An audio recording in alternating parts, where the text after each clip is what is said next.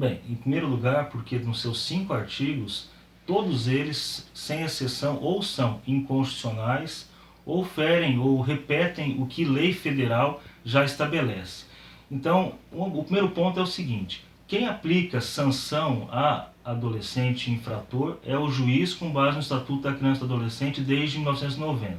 No ambiente escolar, quando ocorre indisciplina, quem aplica é a direção da escola com base no regimento escolar, que foi no Mato Grosso do Sul renovado, republicado em maio desse ano. E lá está tudo especificado, as infrações, as penalidades, como é que se aplica, ou seja, ou a lei, o projeto de lei fere a Constituição, e posso explicar com detalhes por quê, ou ela repete lei federal, o Estatuto da Criança, o Código Civil, e por isso seria desnecessário, ou entra no campo já regulamentado pelo regimento das escolas no estado de Mato Grosso do Sul.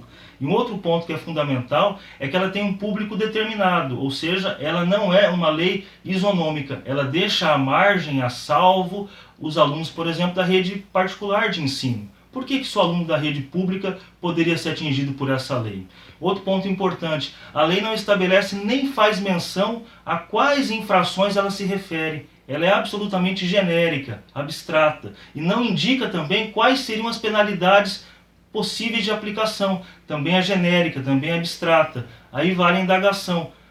Quando que o aluno poderia sofrer uma penalidade dessa? E qual seria a medida pertinente se não existe a indicação no projeto de lei dessas penalidades? Isso fere N princípios constitucionais, o da legalidade, por exemplo, não garante defesa ao adolescente que pode eventualmente ser alvo de uma injustiça. Ele se defende como? De que jeito? Recorre da decisão? Não recorre? Outro ponto que é fundamental, não é verdade que a única punição aplicável em escola é a advertência. O regimento da secretaria fala em advertência, em repreensão, em suspensão, em reparação de danos, em transferência obrigatória de escola. Então, quando se diz que somente é passível de advertência, é uma inverdade, o regimento é claro. Quer dizer, já existe então as normas, as regras, as leis, já existe tudo isso. Então, na verdade, o que precisa é ser aplicado. Exatamente. E fora isso, é fundamental dizer, existe um outro programa recomendado pelo CNJ, pela ONU, que já existe em Campo Grande em grau de expansão,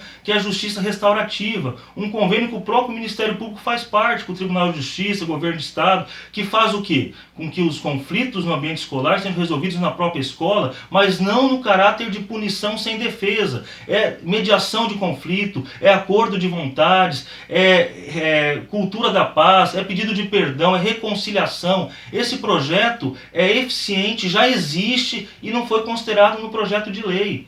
E outra coisa, nos atos mais graves de agressão física, de depredação ao patrimônio público, nós temos o Estatuto da Criança e do Adolescente, que prevê todas as punições que o adolescente possa sofrer. Então ninguém defende impunidade em hipótese nenhuma, só defende o cumprimento da legislação já existente.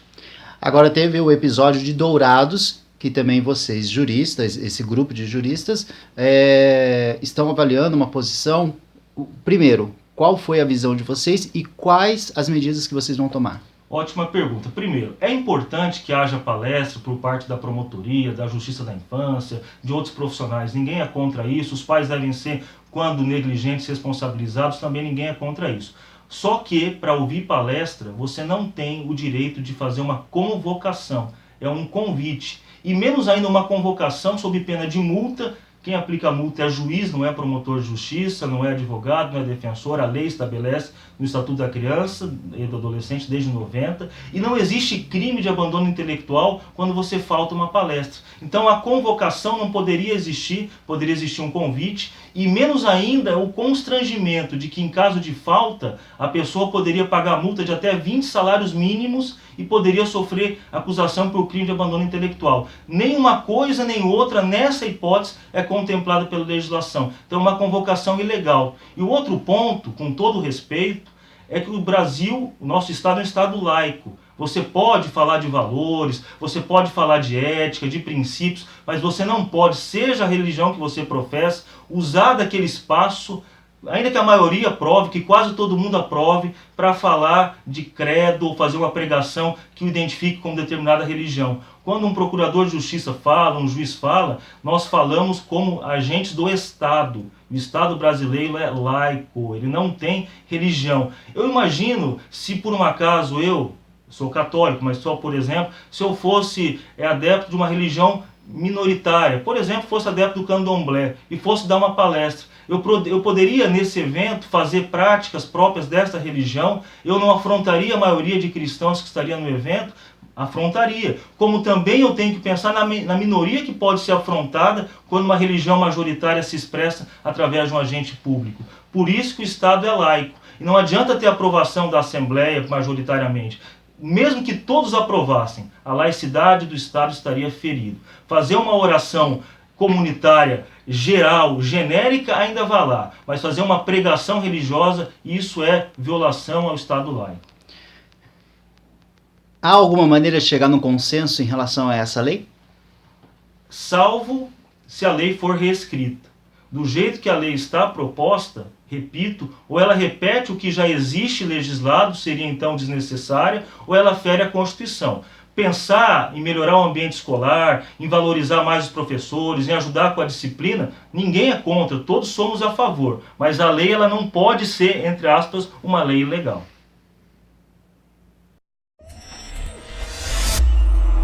Página Brasil. A notícia em um clique. Acesse paginabrasil.com.